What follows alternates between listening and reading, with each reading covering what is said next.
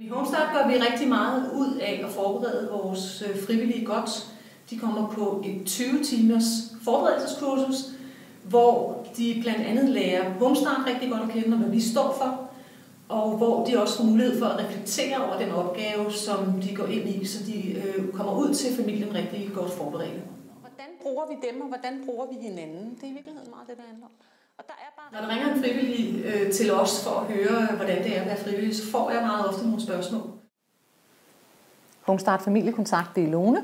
Og det kan fx være, hvad gør jeg nu, hvis jeg ikke kan finde ud af det, eller hvad gør jeg nu, hvis der sker det, eller der sker det.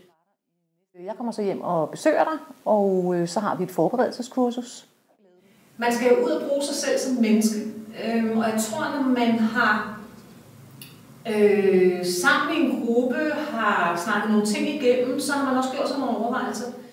Der er forskel på sårbarheden, det er jeg meget enig med dig i. Det vi rigtig gerne vil have, at de går herfra med, når de er færdige.